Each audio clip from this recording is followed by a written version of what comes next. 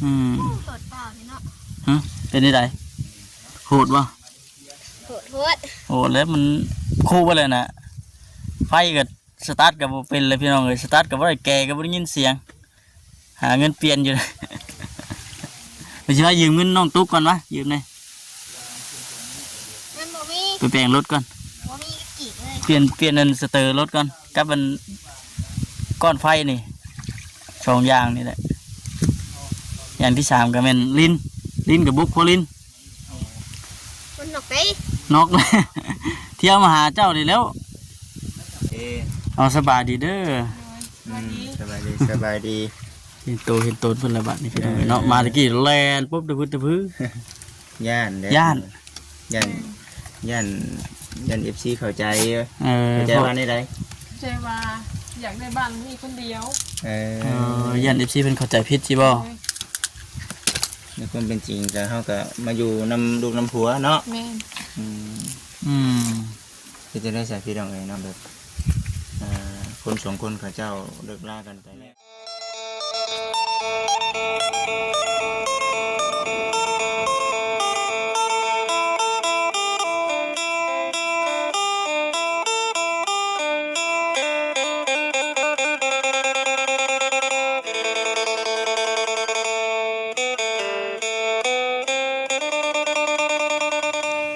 คุณท้องฟ้าแจ่มใสเลยพี่น้องเลยมันนี่ตัวสว่างคักเป็นอย่างเนาะหวังว่าฝนสิบ่ตกห้ามเข่าอีกแล้ววะพี่น้องเลยตกเรื่องหนึ่งห่วยแตกงอกอีกเป็นก้าอีกแล้วจะได้เฮ็ดหน้าอีกเลยหักกัดเกี่ยวเข่ากินนี่ไปซั่นพี่น้องเลยก่อนอื่นกาทักทายสบายดีเด้อพี่น้องเด้อเนาะทักทายสบายดี FC กันเบิดทุกคนพบเจอกันอีกคือเก่ามื้อนี้อยู่ที่บ้านที่เฮือนน้องตุ๊กน้องไส้มื้อนี้ก็ได้เฮ็ดหยังคือเผ็ดแท้กินหยังโดยสบายดีไปไสตัดเครื่องกี่แหละเครื่องซักเตยว่านนี่ป่ะบ่สักใหม่สองกระซ้ำใหญ่เลยเหมือนกระซ้ำใหญ่เลยอยู่ซื่อๆว่าเป็นนะเนาะมันนี่เนาะเห็ดพรมเห็ดได้พี่น้องเราก็ได้ปัดพรลูกมากกับห่วยมาพร้อมกันก็บ่จิตเพิ่นพี่น้องมื้อนี้เพิ่นมานำพุ่นเพิ่นขี่รถเพิ่นมาบ่คำไปขี่รถมาเนื่องจากว่ามันช่วงยามนี้ยามนายามเกี่ยวเข่าเกี่ยวน้ำนี่แหละพี่น้องเลยเนาะเบียดกันหลายนี่ก็เลยบ่ได้มาทำกันรถเกิดหมุนลงตรงนั่งพี่น้องเอ้ยเทพังเดี๋ยวเบิ้ลละคุณว่าเมื่อนี่สิได้ยันเปลี่ยนเบิ่งอันสเตอร์เบิ่งอีกนี่สเตอร์ก็เฮียนนะคุยโรเละอยู่ผู้เก่าเลยหลายปีแล้วเพิ่นก็ได้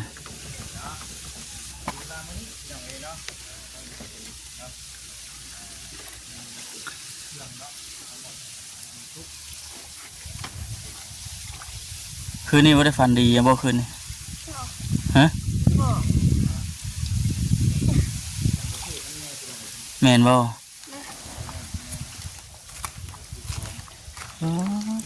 จันมากมือเนาะเฮ็ดได้บ่ให้มาบ่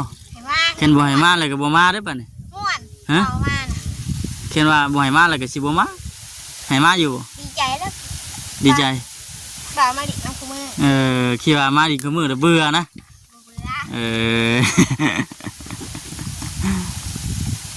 ไปกินยังคือว่าเพชรแท้กินหมักชูโอคือว่าเพชรกินกับแก้วหวานตาฮิปหวานรับตาโหดเปล่านี่เนาะเป็นได้ไดโหดบ่โหดแล้วมันคู่ไปเลยนะ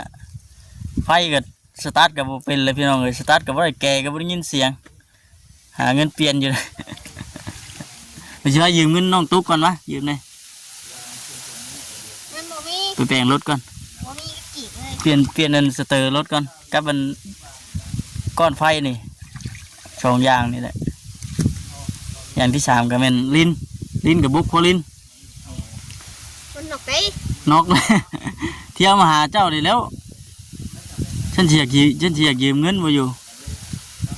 นอกกันแล้วสิยืมเงินเบาไปมันมีดิแล้วเด็ดเอาคงมีเป็นบ่โอ้เนาะ บ่เอาไปยัง2เซนซื้อข้าวบ่ ชื่อเขา ข้าวคือว่ายังอยู่ มือก็ไปแหละ บ่แดดเด้อพี่น้องเอ้ยบัดนี้แดดให้ข้าวมั่งแน่ ถ้าพิดว่าสิบ่ได้มาเลยมื้อนี้น่ะ ยัง ฮะ เขาหายได้ บ่ว่าสิบุกเกี่ยวข้าวแล้วมื้อนี้ป้าโซอินเพิ่นเกี่ยวข้าวท่า ไปส่งบ้านสารการ ฮะ ไปส่งแล้ว ส่งเลย บ้าว่าเพราะว่า แม่น ผู้ใดก็เสีย ฮะ พี่ พี่น้องพี่น้องเพิ่นเสีย พี่น้องทางเมียบ่ บ่พี่น้องทางอันแม่ ทางเมีย บ่ทางแม่บ้าน ทางเมียบ่าวโอ้ นั่นแหละป้าไปนั่งพุ่นก็ไปยัง พระอุตส่าห์เครื่อง ตากเครื่องกันบ่เนี่ยมันแดดเลยสิเนาะคิดแต่ตากกันจ้ะ มันบ่แห้งได้ บ่ จักโมงตอน 11 โมงนี่แหละน้องกระตุกเลยเจ้าจะตากเครื่องทาได้เสียเด้อข่อยไปพุ่นก่อนเด้อไปพุ่นก่อนไป ไอ้ก้อนนี้ ฮะเป็นนี่ไดคือว่าอายกล้องเบิ่ง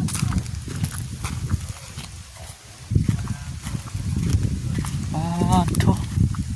ของพี่น้องเนาะเฮ้ยบ่ยังด่ามาบาด เอาสาเหตุเด้ เอาสบายดีเด้อ สบายดีสบายดี เห็นโตเพิ่นละบาดนี่พี่น้องเนาะมาตะกี้แล่นปุ๊บตะพื้ ย่านเด้ ย่าน ย่านย่านย่าน FC เข้าใจ เข้า ใจว่าได้ได ใจว่าอยากได้บ้านมีคนเดียว ยัน FC เพิ่นเข้าใจผิดสิบ่ ในความเป็นจริงก็เฮาก็มาอยู่นำลูกนำผัวเนาะ แม่น อืม ก็จะได้ใส่พี่น้องเอ้ยเนาะแบบคนสองคนเขาเจ้าเลิกลากันไปแล้วนะก็มีแต่ว่าเว้ากันในได้สันกับทางน้องใด เราอนุญาตอยู่บ่ อนุญาตแหล้วเนาะ บ่ยากบ่ยากปานใด บ่อนุญาตปานใด เออพากันขึ้นมาอยู่พี่สันถ้าไปพากันกินข้าวกินน้ำกับหยังมื้อนี้ กินไปแล้วน้ำไม้จะตอกไง กินหน่อไม้ น้ำมันเราตอกน้ำแล้วก็ยังเว่าบ่ค่อยเก่งแน่เนาะ แม่ นั่นแล้วอยู่เนาะ ยังบ่ มันต้อง เคย แม่นมันต้องถามไทยกันแบบนี้แหละเนาะน้องตุ๊กเอ้ยมาพี่ดูแล้วล่ะบ่มาซอยแน่มาซอยป้าแน่ ต้องน้องตุ๊กต้องช่วยอีกเล่ง โดยนั่นแหละก็หักเพลงกันนั่นแหละเนาะ แม่น หักเพลงกันกับทางน้องตุ๊กนำเนาะอยู่อาศัยน้ำกันก็ได้พี่น้องเอ้ยมีหยังก็ยืนกันเนาะคุมอ ช่ ยู่ วย คุม เหลือกันตลอด เรือกันตลอดอยู่บ่ ตลอด โดยไปใช้ไปน้ำกันตลอด กับน้องตุ๊กหั่นได้ แม่น มีน้อยมีหลายก็แบ่งปันกันติ แม่น ไผใหญ่กับไผน้อยเนาะ เลย เนาะ ให้ว่าบ่อยาก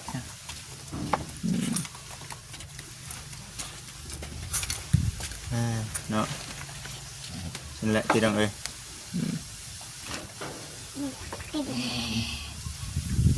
คุณน้องตุ๊กสบายดีน้องตุ๊กสบายดี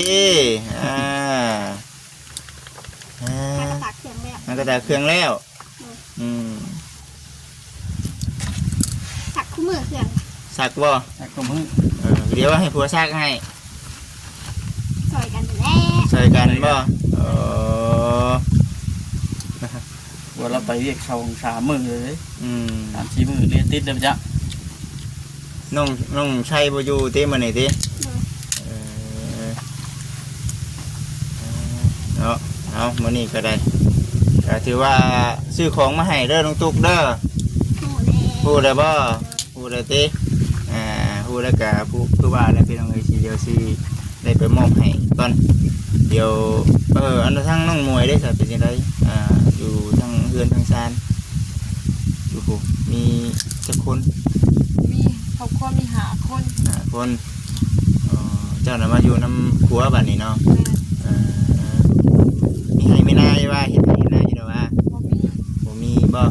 ซื้อกินกัน หาเงินซื้อข้าวกิน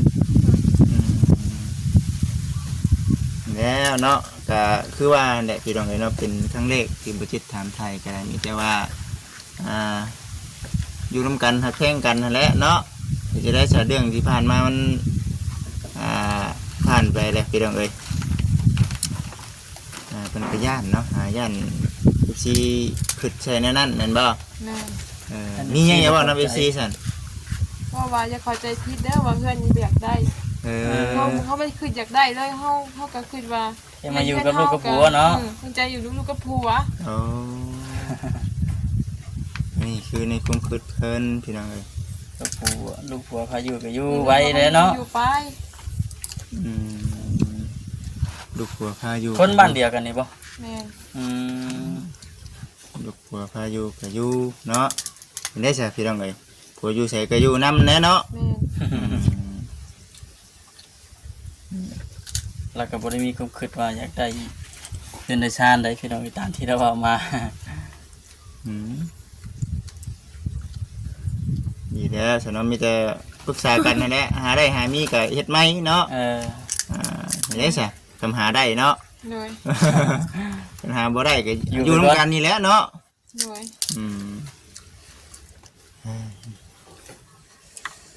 คุณ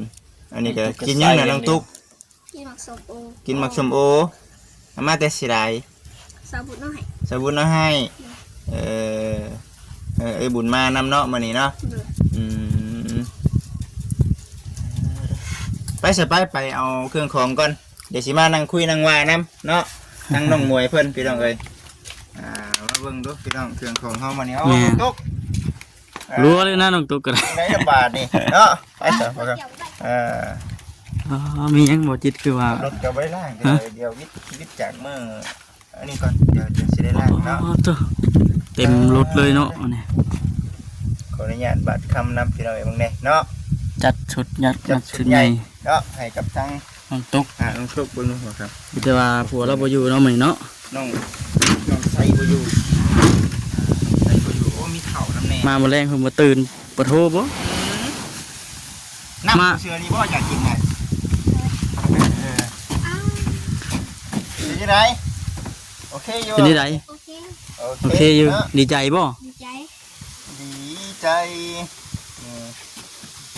ว่าให้ป้าบ่เนาะมาขนซอยนี่เนาะ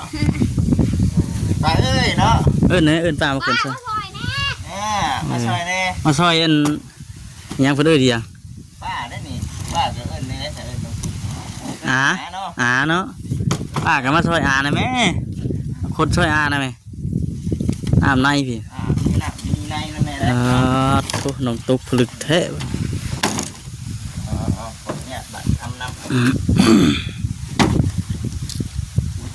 เป็นทางพลักผู้ใหญ่เพิ่นบ่จิต มาใส่กัน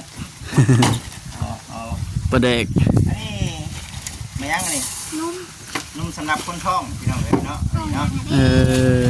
คงปริศนาเนาะตรงปลาทูนั่นใดเจ้ากินก็ได้เอาไหม เราแห้งเพ่ปลาทูเจ้าบัดนี้เนาะ ปลาทูป้าเอาไปเพื่อนน้องทุกเลยกระต๊อบ คนไปเทื่อละอันก็ได้แค่นั้นนักก็มันไปแต่ละอย่าง ไม่รู้เลยจักกระต๊อบน้อยเฮา ยันเพ่ได้บ่ เลย เมื่อนี้บุญพันนี้เนี่ยมาซื้อให้บ่ น้ำแพ็คน้ำแพ็คน้อยหนึง ไปบ่ครับท่านนาย ไป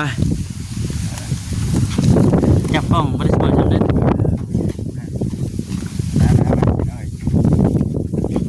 นี่เข่าเนาะครับเป็นคดีเนาะนี่แล้ว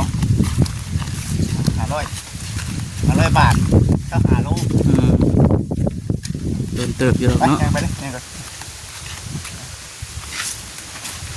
ลืมไปว่าทุกย่อได้บ่ว่าลืมได้นี่ฮะ มาได้ ฮะ ตัวไหนมันเบาก็ คุยถามว่าครับคุยถาม ตัวไหนมันเบาก็ย่อ ใช่หมด บ่ไปก็ได้เขาเจ้าขึ้นไปจัดอันแจ้งให้มันเป็นระเบียบตัวไหนมันเอามากองไว้พี่ก็ได้นี่ผัวจะมาบ่แรงสิบ่แปลกหูแปลกตาบ่แปลกใจบ่บาดอ้าวบ่ซั่น สาบุญซื้อมาให้ ตัวไหนอันนี้บ่แกะแล้วทุกคน กินน้ำอันนี้กับมันน้ำเฮาเคยกินอะไรแคบกว่ากัน ตัวนี้ ตอนนี้น้ำมันสะอาดข้างในบ่ เลย น้ำกาวเสีย โอ้ยขอบใจทั้งป้าน้องตุ๊ก แม่ แก น พิ่นละบอกโอ้ล้มเลยพี่น้องเลยบัดจัดเพิ่งดูตุ๊บนี่เอามาข้างนี้ก็ได้นี่นี่ น้ำมันตกมันไปนี่ อันนี้ว่าได้บ่เลย ได้ เออจัดสุดนักจัดสุดใหญ่ไฟกระพริบย่าแต่เฮือนน้องตุ๊กนี่เด้บลึ้มกำลังนั่งคุยกันอยู่เลยเป็นที่ไรบ้านนี่เนาะหืม นักแห้ง นี่นะจ้ะจักเขาจักน้ำนี่นี่ครับกล่องปริศนาพร้อมเลยพี่น้องเลยเนาะ แม่ครับอ๋อตัวน้องตุ๊ก ก้อนมันเด้ ต้องเจ้าสิบุดุก่อน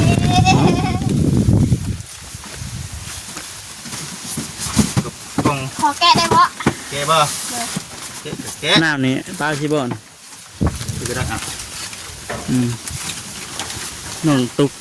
ทนไม่ไหว เอาเลย ปลาทูแน่นอน อาหารสดตัวนี้พี่น้องเอ้ยเนาะ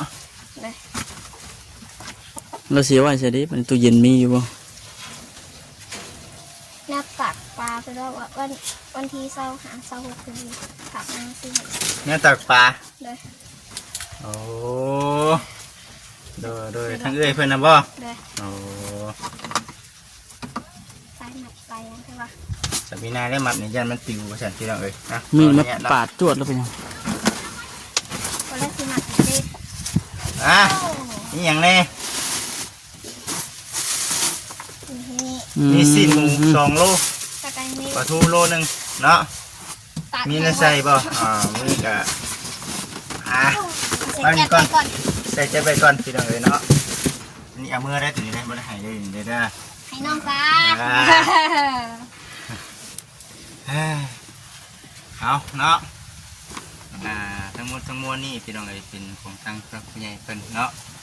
สมทบช่วยกันเนาะคนละเด็กคนละน้อยเด้ออันนี้เป็นนมสำหรับคนท้องเนาะเป็นนมอย่างก่อน น้ำมัม จักอีกนี่เนาะ เคยกินบ่น้องตุ๊ก เคยกินอยู่แม่น กล่ บ่ องมันหากระเบื้องหลังเศร้านี่มันกิน แม่นบ่ กล่องสุดท้าย ของสุดท้ายมากินดี กิน เนาะ กินมื้อละกล่องมื้อละกล่อง โอ้ อืม เอาพี่น้องเอ้ยก็ถือว่ามีน้ำแน่เนาะ โดย มีน้ำพร้อมพี่น้องเอ้ยเนาะแล้วก็สิ้นหมูปลาทู เขา ลุงประเดกมีข้าวน้ำแน่ได้อยี่บ่ครับ ได้อยู่ ได้อยู่เนาะเป็นเอื้อยเนาะแล้วก็เป็นแม่อยู่ทางต่างประเทศ โดย เป็นได้สัดช่วยในมือนี้เนาะว่ายัง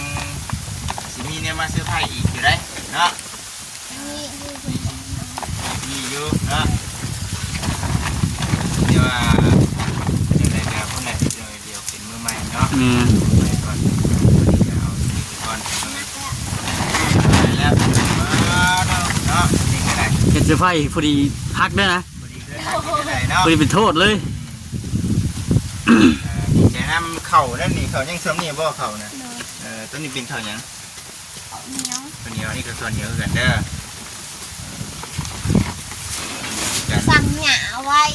ฮะ ตั้งหญ้าไว้ เครือสั่งเนี่ย สิปุกอยู่ไส สีกระตกลงไว้เสียงไว้คอ เอาติดของ เคยบอกพี่น้องไปเอามือนี่ เอาหยัง เอาหยา สิไปเอาได้อยู่บ่ เงินผมมี มีเงินครับ เงินมีคือว่าให้ไปเอามานี่ มีเงินแล้วเสียวสั่งเงินพวงก้อนเสียวก็ถูก เคยจะทีละ ฮะ เขาเป็นเลือดเลยนะ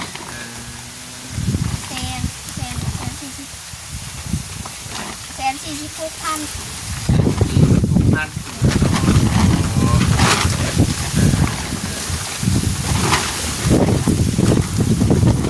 ตัวน้องออกนะได้สวย อีกไรเมื่อ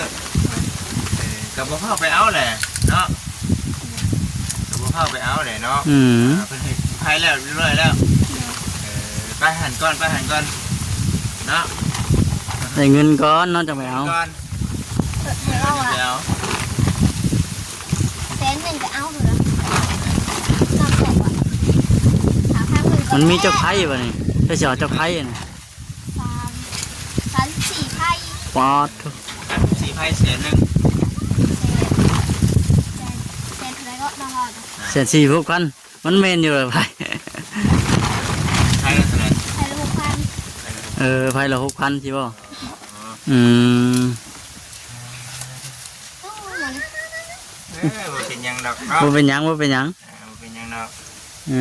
ไปไปหันก่อนเถอะ โดย เดี๋ยวมื้อหน้ามื้อในคันว่าบ่จิตมาอีกคือว่าเราคันมาก็ยังบ่ได้เฮ็ดเนาะ สิเห็ดเลยทำซื้อมาก็สิเห็ด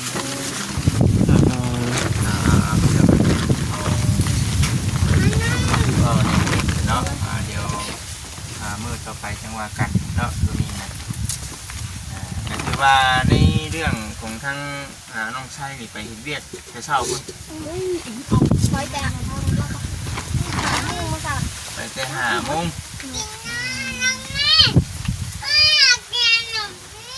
มีขนมบ่บ่ได้มีขนมเลยอันนี้ เอาให้ขนมเด้อ เดี๋ยวน้ำแน่เนาะนี่เนาะ